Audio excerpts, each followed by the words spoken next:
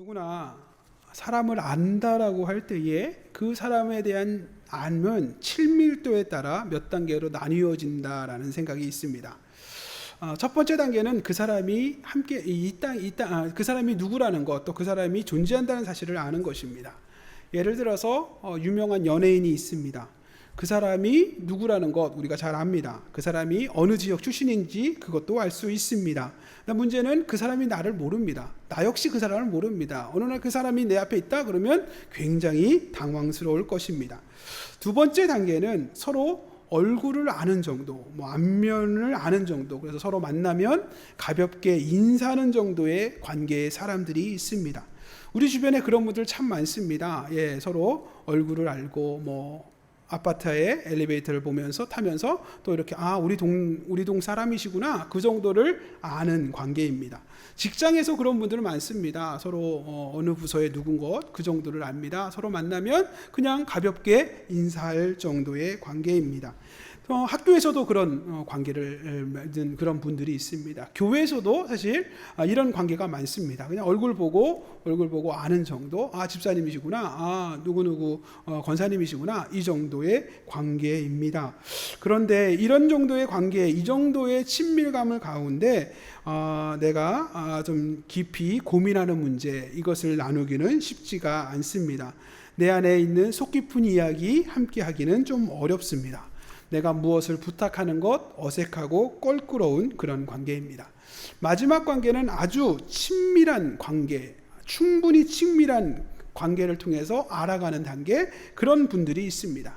그 사람이 어떤 성향의 사람인지도 압니다. 그 사람의 호불호가 무엇인지를 잘 알고 있습니다. 또 무슨 생각을 하는지도 이미 오래된 교제와 오래된 경험을 통해 깊이 아는 그런 단계의 사람입니다. 가장 친밀하고 가장 깊이 아는 사이가 바로 부부의 관계가 아닐까 생각해 봅니다. 그래서 창세기에 아담이 하와를 안다라고 할 때 사용했던 히브리어 야다는 이런 관계입니다. 이런 어떤 관계를 통해서 알아가는 깊은 그런 관계의 표현을 나타내는 단어가 바로 야다라고 하는 말입니다. 우리가 성령 하나님을 알아가는 단계도 이런 단계들이 있지 않겠나라는 생각을 하게 됩니다. 첫 번째는 성령 하나님이 존재한다라는 것을 아는 것입니다. 성령 하나님이 함께 하시지, 그렇지, 성부 하나님, 성자 하나님, 성령 하나님 계시지, 이렇게 해서 성령 하나님의 존재, 성령 하나님을 안고 믿는 단계, 그런 단계가 있는 것 같습니다. 두 번째는 그 성령 하나님에 대한 충만함을 사모하고 성령 하나님의 충만함을 기도하여서 때로는 체험도 합니다. 은사적인 체험도 있습니다. 외적인 성령 충만이라고 제가 설명했습니다. 내적인 성령 충만이 있습니다. 성령의 열매죠. 성령의 열매로 이렇게 가득하게 성숙해지는 그런 열매 맺음이 있는 그런 체험이 있는 그런 모습들이 있을 수 있겠다라는 생각을 합니다. 마지막으로 우리가 생각하는 성령을 알아가는 단계는 바로 그냥 아는 수준이 아니라 체험하는 수준을 더 나아가서 성령 하나님과 일상의 생활에 함께 동행하는 것입니다. 성령 하나님과 친밀하게 교제하고 친밀하게 함께하여서 일상의 삶을 늘 동행하는 삶을 살아가는 단계, 그것이 바로 성령 하나님과 동행하는 삶의 모습이다, 이렇게 정리하고 싶습니다.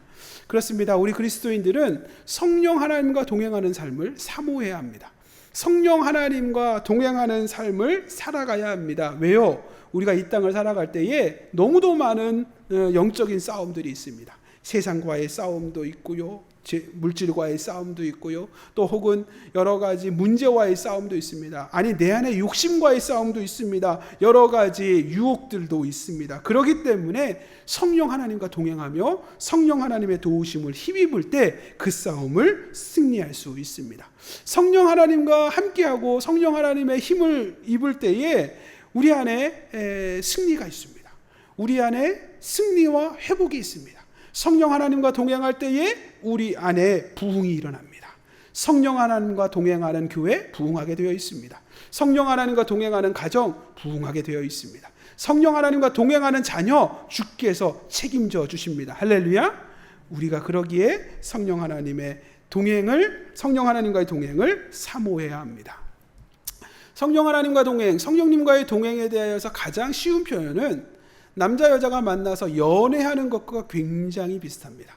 성령 하나님과 동행하는 삶, 다른 것이 아닙니다. 바로 남녀가 만나 불같은 사랑을 나누고 서로 연애하는 것과 상당히 비슷합니다. 연애라고 하는 것이 사랑하는 대상을 향한 마음이라고 할 수 있을 것입니다. 연애의 감정, 다른 것이 아닙니다. 상대방에 대한 사랑의 마음입니다. 우리도 성령 하나님과 동행한다. 성령 하나님에 대한 사랑의 마음을 표현하면 됩니다.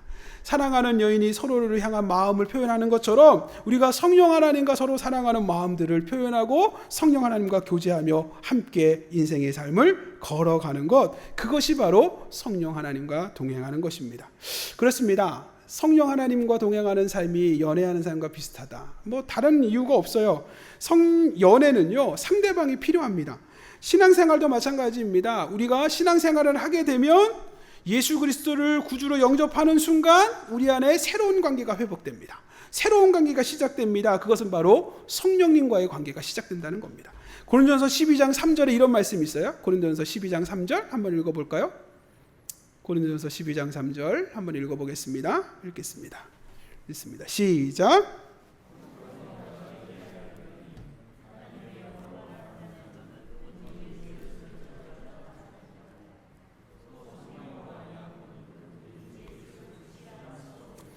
여러분, 내가 성령 하나님과 내가 성령님과 이렇게 잘 관계 맺고 있다라는 걸 어떻게 알 수 있는가? 내가 예수님을 주님이라고 고백한다는 것, 그것만 보면 성령 하나님이 나와 함께 하신다는 겁니다.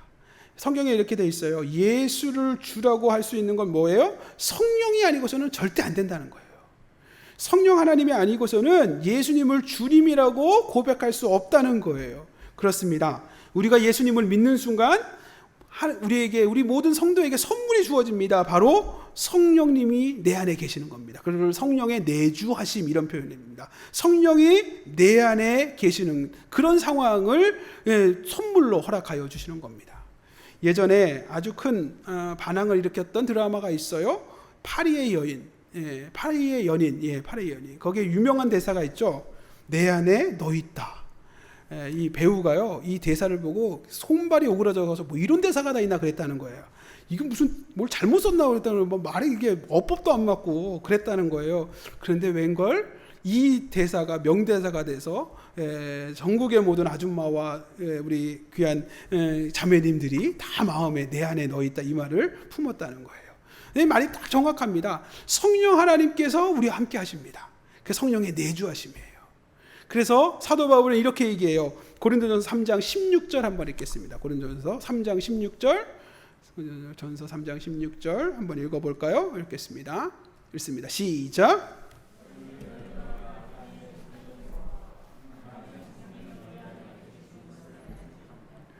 사도 바울이 우리에게 성전에 대한 신약적 새로운 개념을 이야기하는데요. 성전은 이 동서울교회 건물 이게 아니라 성전은 뭐냐? 거룩한 영이신 성령이 거하시는 게 성전이랍니다. 그런데 이 거룩한 영인 성령이 누구 안에 있냐? 저에게, 여러분에게 있대요. 그래서 저가 성전이고 여러분이 성전이랍니다. 그러면 어떻게 됩니까? 이런 개념을 우리가 해석하면 여러분이 거하는, 성령이 거하시는 여러분이 성전이기에 여러분이 가는 여러분의 가정이 뭐예요? 거룩한 성령이 거하시는 성전이 된다는 거예요. 여러분이 일하는 직장이 거룩한 성전이 될 수 있다는 거예요. 여러분이 공부하는 학교가 거룩한 성전이 될 수 있다는 아주 특별한 개념이에요. 아주 특별한 개념이에요. 핵심은요, 성령 하나님이 내 안에 계시다는 거예요. 할렐루야. 성령 하나님이 아니시면 예수님을 주라고 말할 수 없다, 이렇게 이야기하고 있습니다. 그렇습니다. 성령 하나님 내 안에 계십니다. 우리는 그분과 동행하는 삶을 살아야 합니다. 성령님에 대하여 가장 잘 설명하는 성경이 바로 사도행전이에요. 그래서 사도행전을 성령행전이라고 말하는 분들도 있습니다. 성령행전이라고 하는 사도행전 1장이 뭐냐면 예수님께서 이야기합니다. 예루살렘 떠나지 말고 성령을 구해라. 그래서 저들이 간절히 기도합니다. 그리고 사도행전 2장에 가서 구하는 그 성령께서 임하십니다. 거기에 불의 혀같이 성령이 각 사람에게 임합니다. 그것이 바로 오순절 성령 강림 사건입니다. 성령 강림 사건인 이 사도행전 2장의 내용을 의미를 해석하면 이런 겁니다. 그동안 내 신앙생활의 주변에 계셨던 성령 하나님께서 내 신앙생활의 중심으로 들어와 계신다는 거예요. 그동안 내 삶의 주변에 계셨던 하나님께서 성령 하나님으로 그 중심으로 들어오셨다는 겁니다. 그동안 내 직장 생활에 있어서는 주변이었던 하나님께서 성령 하나님으로 내 직장 생활 가운데 중심에 들어오셨다는 거예요. 그동안 내 학교 생활에 주변에 계셨던 하나님, 성령 하나님으로 그 중심에 들어오셨다. 할렐루야. 그렇습니다. 그렇기 때문에 초대교회는요, 성령 하나님과 동행하는 삶이 무엇인지를 정확하게 보여주고 있어요. 대표적인 사람이 바로 사도 바울입니다. 사도 바울이 어떤 사람이냐? 우리가 잘 아는 대로 기독교 역사 최초로 선교사로 파송받은 사람이 사도 바울입니다. 근데 선교사로 파송받았던 이 사건이 안디옥 교회에서 있었는데, 이 사건에 대하여 성경은 이렇게 이야기합니다. 사도행전 13장 2절을 한번 읽겠습니다. 사도행전 13장 2절. 사도행전 13장 2절 읽겠습니다. 읽습니다. 시작.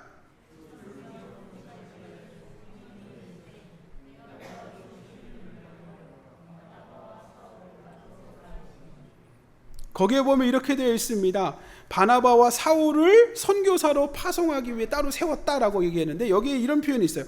성령이 이르시되 내가 불러 시키는 일을 위하여. 무슨 말입니까? 성령님께서요, 초대교회의 이 안디옥 교회 성도들에게 직접 말씀하셨다는 거예요. 성령 하나님과 친밀한 관계가 얼마나 돈독했는지, 마치 성령 하나님이 내 옆에서 친구가 말해주듯이 직접 말씀을 하셔서, 내가 내 일을 위하여 바울과 바나바를 따로 세우라고 친히 말씀하셨다라고 이야기합니다. 그렇습니다. 성령 하나님과 동행하는 삶은요, 이렇게 친밀한 거예요. 직접 초대교회 성도들은요, 성령 하나님의 음성을 들었다는 거예요. 마찬가지입니다. 저도, 여러분도 성령 하나님과 동행하는 삶을 살다 보면 주께서 직접 말씀하실 때가 있습니다. 주께서 직접 음성으로 들려주실 수도 있습니다. 그렇기 때문에 우리가 어떻게 합니까? 초대교회 성도처럼, 바울처럼 성령 하나님과 동행하는 삶을 살아야 되는 겁니다. 성령 하나님과 동행하는 삶을 꿈꿔야 합니다. 성령 하나님과 동행하는 삶을 바라보아야 합니다. 그렇다면 성령 하나님과 동행하는 삶, 성령님과 동행하는 삶의 모습은 어떤 모습일까? 오늘 본문을 통해서 세 가지로 정리하고 싶습니다. 오늘 본문의 내용은 이런 겁니다. 사도 바울이요, 바나바와 함께 1차 전도여행을 다녀왔어요. 그리고 나서 2차 전도여행을 떠날 때에 이 사도 바울이 이제 바나바가 아니라 실라라고 하는 사람과 함께 2차 전도여행을 갑니다. 근데 2차 전도여행을 가면서 이 바울이 내심 계획이 있었습니다. 그게 바로 소아시아라고 하는 지역에 전도를 떠나겠다는 거예요. 소아시아는 요즘 말하면 터키예요. 터키 지역이 소아시아 지역인데요, 당시 성경에 이야기하는 소아시아는 터키 지역인데, 이 지역에 가서 복음을 전해야겠다, 그렇게 계획을 세웠다는 거예요. 문제는 바울이 거기를 못 가요. 소아시아 지역을 가지를 못합니다. 왜냐하면 그 소아시아 지역에 그 성령님께서 가지 못하겠다는 거예요. 그리고 나서 그가 드로아라고 하는 지역에 가는데, 드로아가 트로이의 목마라고 하는 곳에 하는 그 트로이입니다.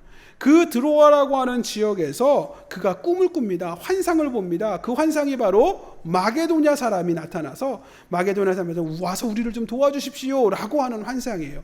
그 환상을 보고 바울과 실라는 2차 전도여행을 마게도냐의 지역으로 가서 복음을 증거했다. 이 내용입니다.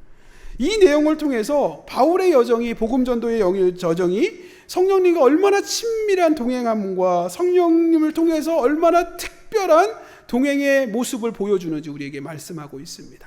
그렇습니다. 성령님과 동행하는 삶의 특징, 바울을 통해서 보입니다. 첫 번째, 성령과 동행하는 삶은 다른 사람이 아니라 성령님의 생각과 성령님의 뜻에 자기의 생각과 자기의 뜻을 일치시키는 사람, 그런 사람이 성령님과 동행하는 삶을 살 수 있습니다. 성령님과 동행한다는 건 성령님과 지속적인 관계를 맺는 것입니다.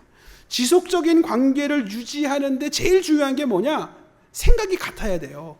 뜻이 같아야 돼요. 그래야 그 관계가 계속되고 유지될 수 있습니다. 그렇기 때문에 아모스에 이런 말씀이 있습니다. 아모스 선지자가 3장 3절에 이런 말씀을 합니다. 아모스 3장 3절 한번 읽겠습니다. 시작. 여기에 보니까 두 사람이 뜻이 같지 않는데 어떻게 동행하겠는가라고 질문하고 있습니다. 무슨 말이에요? 뜻이 같지 않으면 함께 동행할 수 없다는 거예요. 생각이 같지 않으면 함께 동행하며 걸어갈 수 없다라고 이야기합니다. 맞습니다. 생각이 다르면요, 분쟁이 시작됩니다.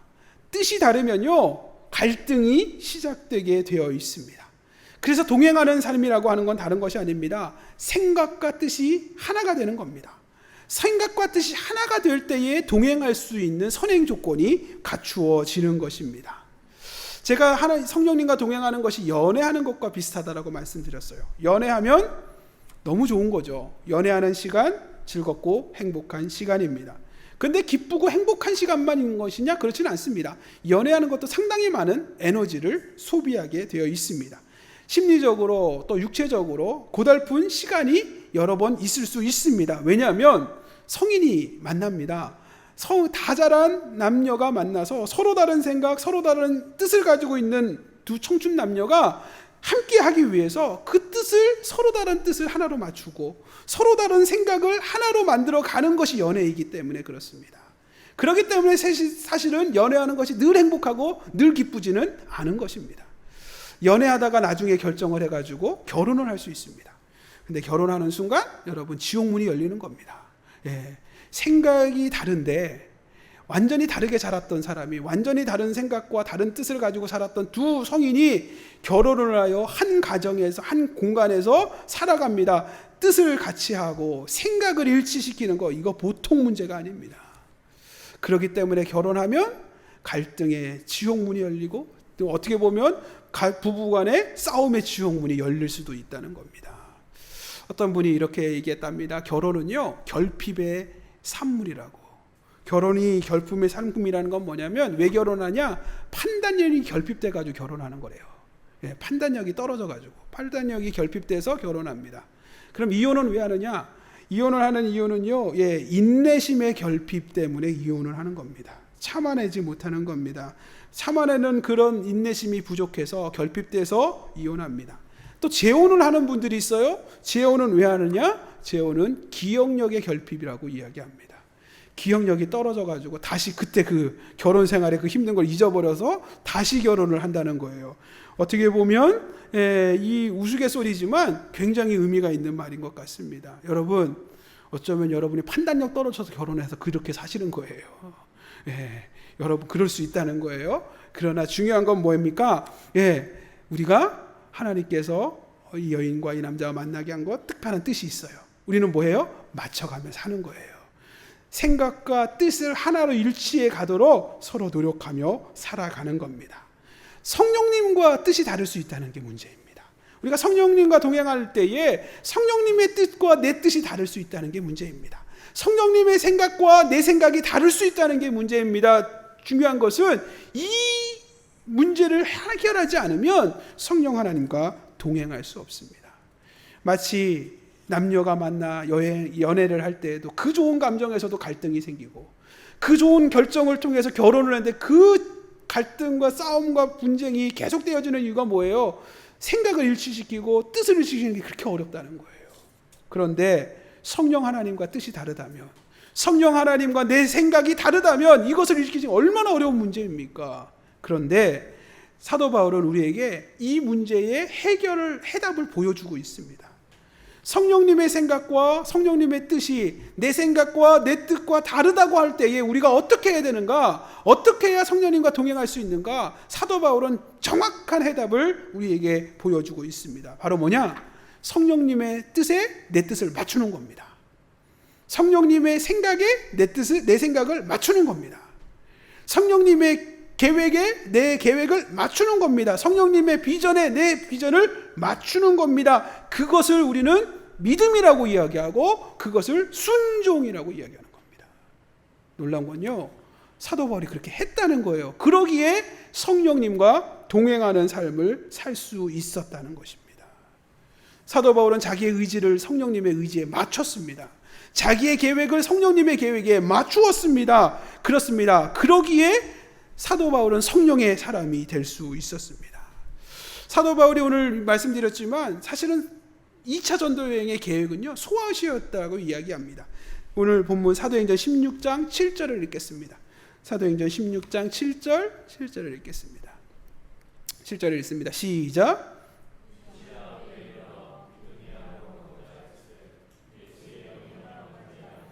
여기에 보니까 무시아 앞에 이르러 비두니아로 가기 위하여 애를 썼다 이렇게 썼어요. 이 무시아나 비두니아가 다 소아시아 지역입니다. 지금의 터키 지역이에요. 예, 이 지역을 향해서, 이 서북부 지역을 향해서 그가 계획을 세웠고 그것을 그 기도를 했고 그렇게 해서 그걸 가려고 애를 썼다는 거예요. 근데 결과적으로 이 바울은요, 이 소아시아 지역에 2차 전도여행을 가지 못합니다. 왜냐? 성경이 이렇게 이야기합니다. 사도행전 16장 6절을 읽겠습니다. 사도행전 16장 6절을 읽겠습니다. 6절 읽겠습니다. 시작.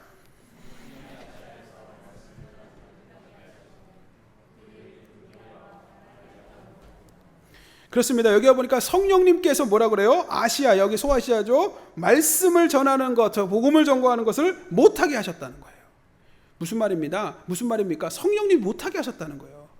그는 소아시아로 가기 위하여 애를 썼어요. 계획도 세웠고요. 기도도 했고요. 사람도 모았고요. 그래서 시도도 했어요. 애를 썼어요. 근데 결과적으로 못했어요. 이유가 뭐냐? 성령님이 아시아로 가는 것을, 아시아에 가서 복음 증거를 못하게 하셨다라는 것입니다.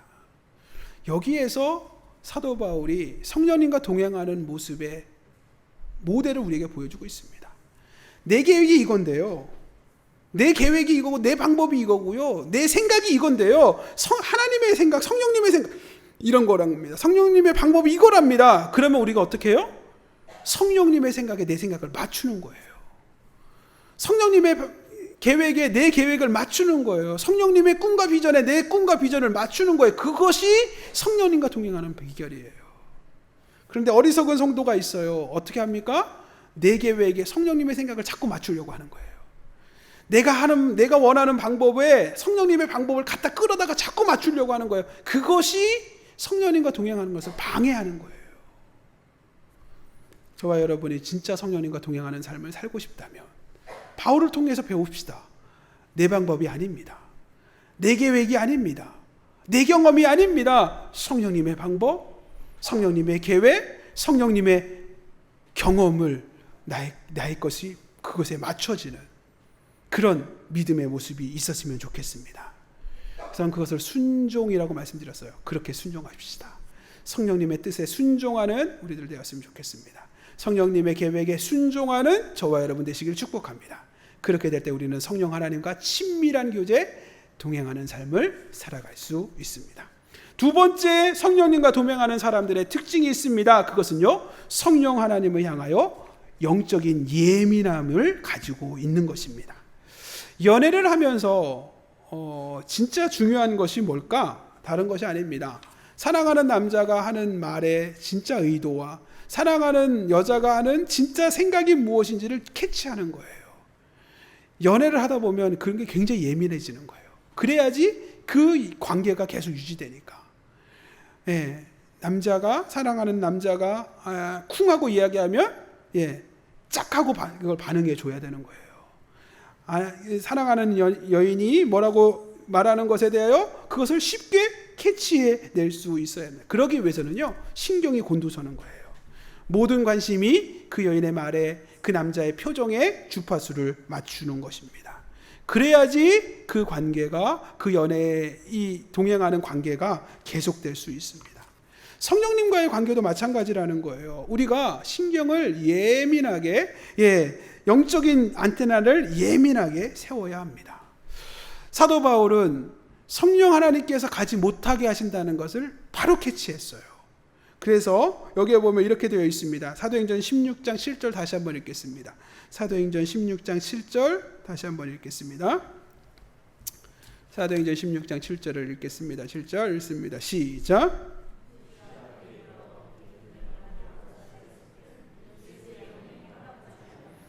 여기에 보니까 애썼어요. 가고자 했어요. 소아시아 가려고 애썼어요. 계획도 세웠고 뭐도 하고 다 했어요. 그런데 예수의 성령이죠. 성령이 허락하지 아니하신 거예요. 그러니까 성령님이 함께 하시지 허락하지 않는 것을 뭔가 딱 느꼈어요. 그리고 나서 그 부분에 영적 안테나를 높이 세우니까 이 사도 바울이 밤에 잠을 자는데 환상 가운데 이것을 정확하게 말씀해 주시는 거예요. 사도행전 16장 9절 10절 읽겠습니다. 사도행전 16장 9절 10절 읽겠습니다. 9절 10절 읽겠습니다. 시작.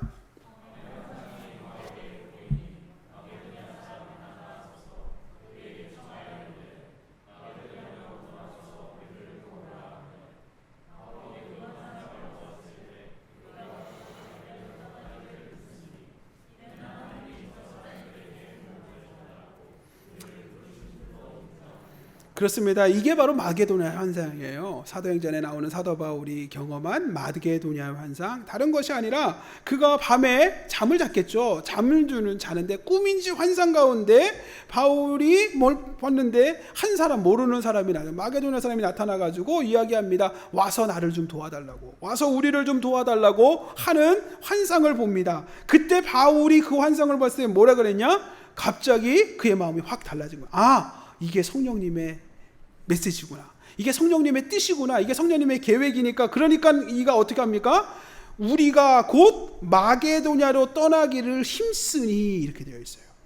아까 사도행전 16장 우리 7절에 보게 되면 그가 무시아 앞을 이르러 비두니아로 가고자 애쓰니, 이렇게 되어 있어요. 무슨 말이에요? 자기의 계획과 자기의 뜻이 거기에 소아시아에 있었기 때문에 가기 위해 애를 썼었어요. 계획을 세우며 애를 썼었어요. 기도하며 애를 썼었어요. 그랬는데 성령 하나님께서 이게 아니구나, 예수의 영이신 성령님이 허락하지 않으시고 꿈속에서 마게도냐 사람이 와서 도와달라는 메시지를 보고 그 환상 가운데 이게 성령 하나님의 뜻이구나, 마게도냐가 성령님이 원하시는 뜻이구나 라는 걸 깨닫게 되자 바로 그가 어떻게 합니까? 마치 그가 처음부터 2차 전도여행은 마게도냐를 향해서 계획했던 것처럼 뭐예요? 마게도냐에 가기 위하여 힘쓰니, 마게도냐로 가기 위하여 계획을 세워 힘쓰니, 마게도냐로 가기 위해 기도하는 것처럼 힘쓰니. 여러분, 이게 사도 바울이 우리에게 보여주시는 메시지예요. 여러분, 정말 연애를 잘하는 방법은 다른 거 아닙니다. 그 여자에게 그 관심이 집중돼, 안테나를 열어놓는 거예요. 그 남자에게 모든 관심에 그 마음을 다 열어놓는 거예요. 그러면 연애가 잘 되는 거예요. 결혼하였습니까? 그 가정이 화목하고 가정이 부부관계가 더 건강하게 회복되는 방법은 다른 거 아닙니다. 서로의 관심에 그 영역에 안테나를 확 열어놓는 겁니다. 남편이 하는 행동, 남편이 하는 말에 관심을 열어 그것을 예민하게. 연애할 때는 그렇게 했는데 어느 순간 무뎌져가지고 어느 순간 그 여자분이 했던 그 표정, 이런 거, 문자 하나, 카톡 하나에도 그렇게 예민하게 그 의도를 알기 위해 했었던 우리가 어느 순간 결혼하고 나서 아내가 뭐라고 얘기해도요, 모른 척하고 안 들리는 척하고 그냥 무뎌져 버리는, 이게 문제가 되는 거 아니겠습니까? 성령님과 동행하는 것도 똑같다니까요. 성령 하나님께서 나와 함께 하시고 내 안에 계시는데 그 하나님과 교제하고 깊이 친밀하게 동행하고 싶은데 문제는 영적인 안테나가 무뎌져 버리면 주의 그 성령님의 그 뜻을 확인하지 못하는 거예요. 성령님의 그 계획을 알지 못하는 거예요. 우리가 영적으로 예민함을 회복했으면 좋겠습니다.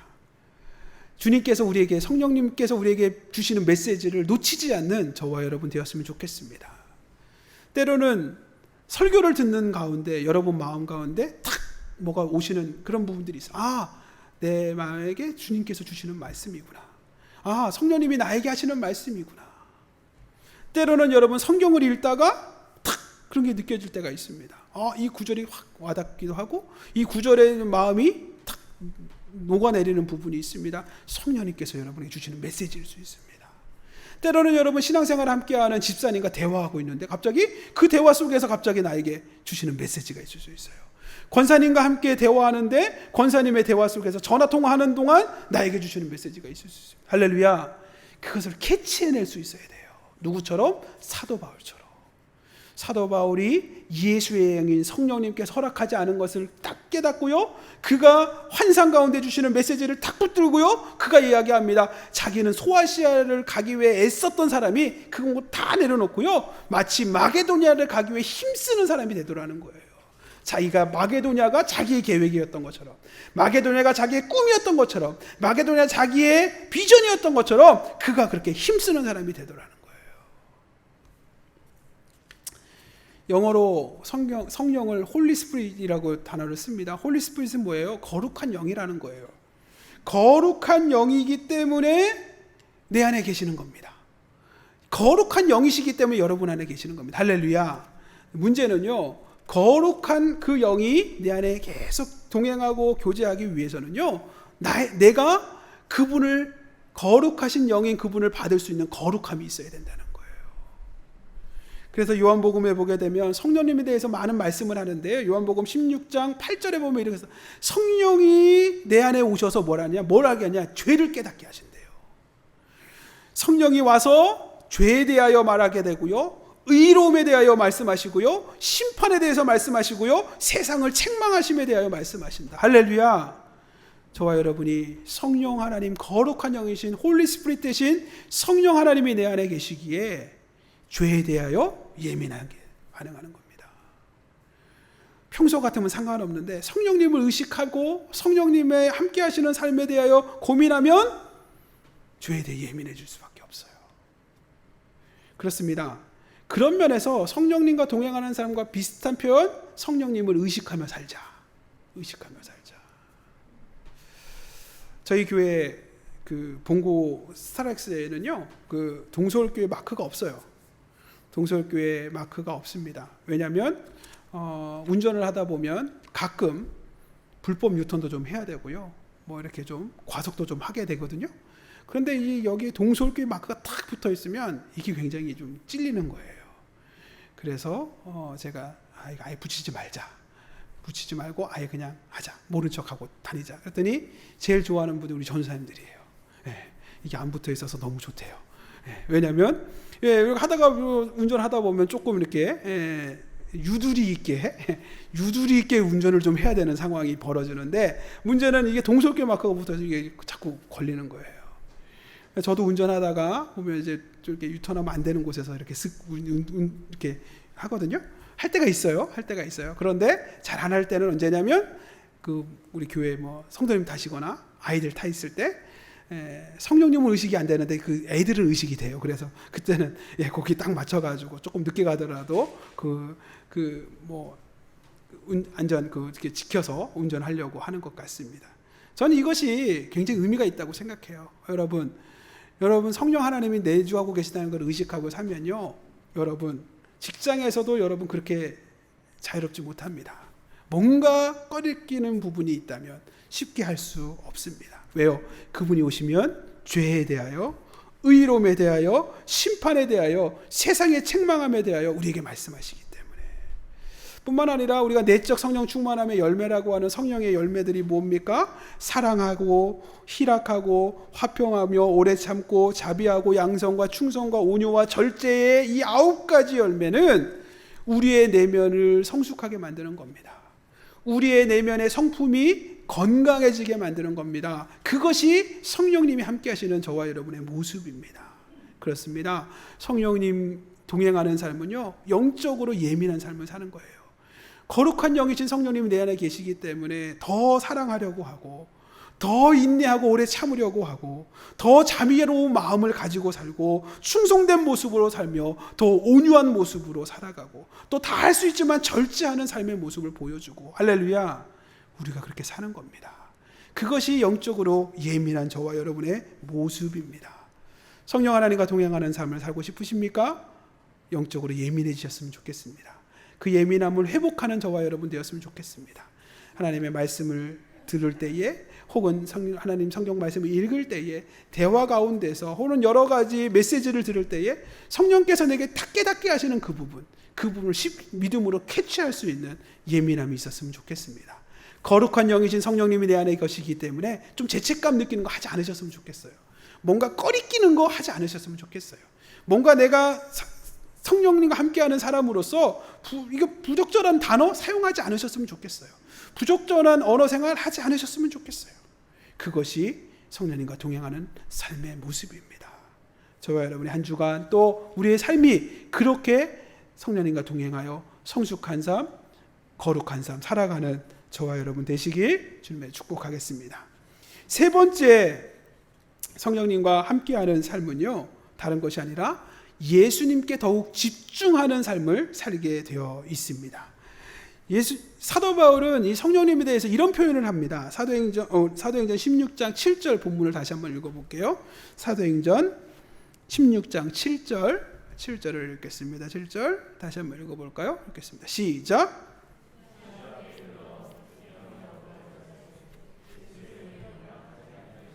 여기에 보니까 성령님을 어떻게 표현하냐면 예수의 영이라고 표현하고 있어요. 맞습니다. 성령님은 다른 분이 아니라 예수의 영이십니다. 예수의 영이십니다. 요한복음 7장 39절에 한번 구절을 한번 읽겠습니다. 7장 39절 요한복음입니다.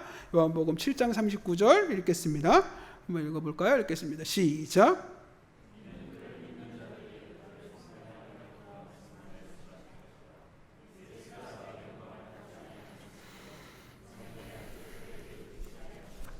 여기에 보면 가로친 부분이 이렇게 됐어요. 예수께서 아직 영광받지 않으셨으므로 성령이 아직 그들에게 계시지 아니하였다. 뒤집어 얘기하면 이거죠. 예수님께서 영광 받으시면 뭐예요? 성령이 우리와 함께 하신다는 거예요. 예수 그리스도께서 영광 받으시면 성령님이 오신다는 겁니다. 성령이 기름 부어 역사하신다는 겁니다. 왜 그렇죠? 사도 바울이 얘기합니다. 성령님은 누구의 영이다? 예수님의 영이라는 거예요. 예수님의 영이신 성령님께서 예수님의 영이시기 때문에 예수님이 영광 받으실 때에 성령이 기뻐하세요. 예수님이 기뻐하실 때에 성령님이 즐거워하세요. 예수님의 영광이 드러날 때에 성령님이 역사하세요. 왜요? 성령님은 예수님의 영이시기 때문에. 저와 여러분이 점점 더 그리스도 예수께 가까이 갈 때에 성령님이 우리와 더욱 친밀하게 동행하여 주신다는 겁니다. 사도 바울은 자기의 사명이 복음 증거하라는 사실을 다시 한번 확인합니다. 사도행전 오늘 본문 16장 10절을 읽겠습니다. 사도행전 16장 10절을 읽겠습니다. 읽어볼까요? 읽겠습니다. 시작.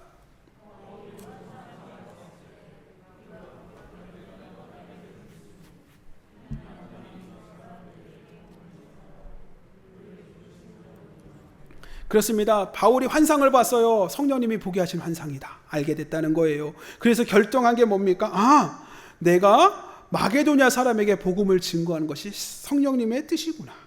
그렇구나. 내가 복음 증거하는 것이 나의 사명이구나. 다시 한번 확인했다는 겁니다. 그렇습니다. 사도 바울을 통해서 깨닫는 게 뭐예요? 성령님과 동행하는 삶의 핵심은 뭐예요? 복음 때문이에요.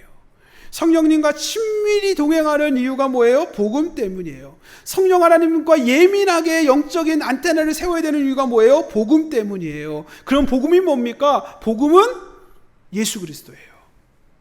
굿뉴스가 뭐예요? 예수님이세요. 그렇기 때문에 사도 바울이 얘기합니다. 성령님은 예수의 영이다 이렇게 얘기하는 겁니다. 예수님께서 영광 받으셔야 성령 하나님이 함께 하신다 이렇게 말씀하는 거예요. 그렇습니다. 저와 여러분이 예수 그리스도로 말미암아 예수님의 복음으로 말미암아 새로운 삶을 살게 되었습니다. 그것이 축복이고 그것이 은혜입니다. 여러분, 십자가의 보혈로 인하여 저와 여러분이 뭐예요? 생명의 삶을 살게 되었어요. 예수 그리스도께서 십자가의 보혈을 흘려주셨기 때문에 우리는 보혈을 의지하여 생명의 삶으로 죄가 아니라 사망이 아니라 저주가 아니라 지옥이 아니라 천국을 소망하는 삶을 살게 되었다는 거예요. 그것이 복된 소식, 그것이 복음입니다. 예수님으로 말미암아 구원 얻게 되었다는 사실, 이것이 저와 여러분의 감격입니다. 성령 하나님께서 예수님의 영이에요. 예수님의 영으로 가득한 저와 여러분은 예수님 때문에 더 감격하며 살 수 있어요. 예수의 영인 성령이 가득한 저와 여러분은 예수님 때문에 감사하며 살 수 있어요. 예수님의 영으로 가득한 저와 여러분은 기뻐하며 살 수 있어요. 더 나아가 예수님을 더 깊이 사랑하고 예수님께 더 가까이 가기 위해 노력하는 삶을 살아가는 겁니다. 사도 바울은 우리가 잘 아는 대로 세상적으로 말하면 굉장히 탁월한 사람입니다. 당시로 말하면 최고의 대학, 최고의 공부를 한 사람이 사도 바울입니다. 집안 자체가 훌륭한 집안입니다. 배경 자체가 훌륭한 사람입니다. 여러저러, 왜냐하면 태어날 때부터 로마 시민권을 갖고 태어났어요. 그러니까 다 깜짝 놀라잖아요. 나는 로마 시민권 얻기 위해서 뭐 돈을 얼마나 썼네, 뭘 했네, 근데 이 사도 바울은 나면서부터 로마 시민권 갖고 태어나요. 최고급의 엘리트 교육을 받은 사람이 사도 바울이에요. 그런데 놀라운 건 그가 예수 그리스도를 제대로 만나자 예수 그리스도로 인하여서 그가 가지고 있었던 그 모든 것이 어떻게 여겨졌냐? 그는 고백합니다. 빌립보서 3장 8절 읽겠습니다. 빌립보서 3장 8절 읽겠습니다. 빌립보서 3장 8절 읽어볼까요? 읽겠습니다. 시작.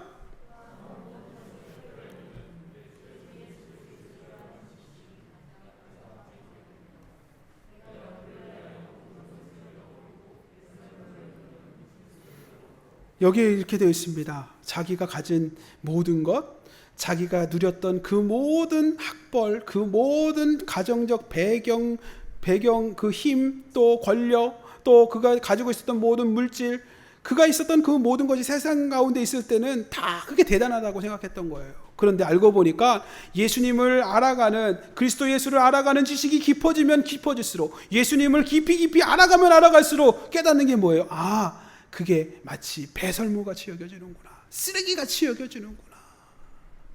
여러분, 진짜 예수님을 만나면 그동안 그렇게 대단하게 여겼던 세상의 그 어떤 거, 모든 것이라고 여겨지는 그 어떤 거, 그게 그렇게 중요하지 않구나 라고 느껴진다는 거예요. 예수 그리스도를 깊이 알아가면 알아갈수록, 그동안 우리 아이가, 우리 자녀가 그 대학 가는 게 그 인생의 최고의 목표라고 생각해 왔는데, 내 자녀가 그 회사에 취업하는 게 그게 그의 인생의 다라고 얘기해 왔는데, 근데 알고 보니까 예수를 깊이 알아가면 알아갈수록 내 주 그리스도 예수를 알아가는 지식이 점점 깊어지고 점점 넓어지고 깊어지고 높아질 때마다, 그것에 대하여 깨닫게 될 때마다, 아, 내가 가지고 있었던 세상의 그 어떤 것, 그렇게 중요하지 않을 수 있겠구나, 내가 조금 덜 욕심 부릴 수 있겠구나. 사도 바울이 그것을 보여줍니다.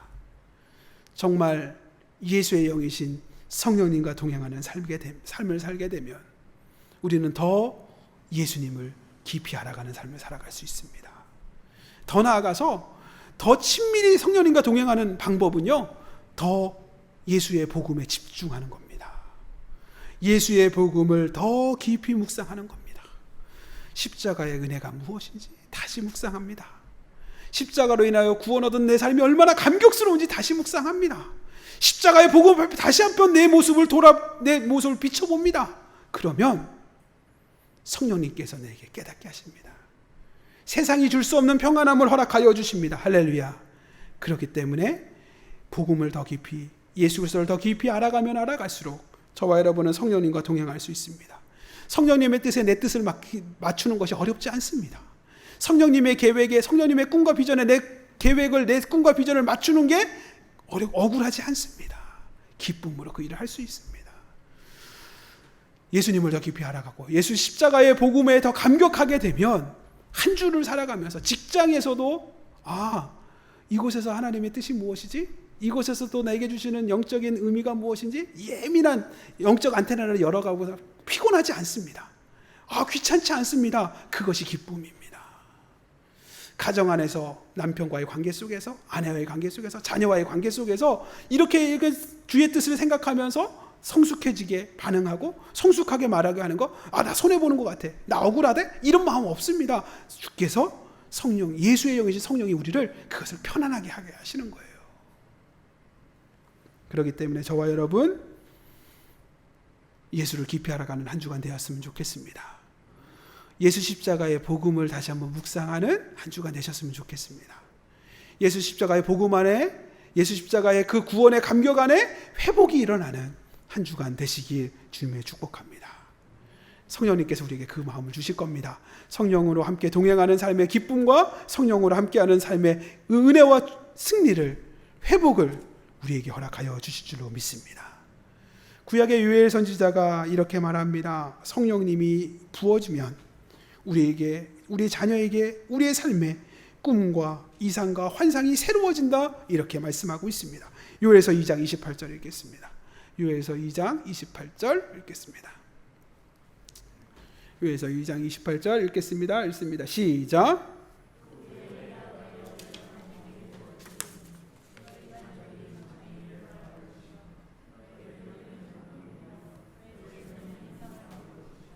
그렇습니다. 내 영, 하나님의 영, 우리 예수님의 영, 성령님께서 우리에게 부어지게 되면 내 자녀들은 꿈꾸는 자녀가 될 겁니다. 우리들은 하나님의 꿈과 비전 안에 새로워지는 삶을 살아가는 저와 여러분이 될 줄로 믿습니다. 우리 부모님들이 하나님 앞에서 환상 가운데 거하는 부모님이 될 줄로 믿습니다. 성령 하나님 동행하는 삶을 통해서 꿈과 이상과 환상으로 새로워지는 우리들이 되게 해달라고, 한 주간의 삶을 주께서 함께하여 달라고 기도하는 귀한 종들 되셨으면 좋겠습니다. 우리 찬양하겠습니다. 이 요에서 2장 28절 말씀을 그대로 요 말씀 그대로 곡을 입혔습니다. 그게 바로 마지막 날엔라고 하는 찬양인데요. 우리 함께 찬양하며 고백하며 나아갔으면 좋겠습니다. 마지막 날에 찬양합니다.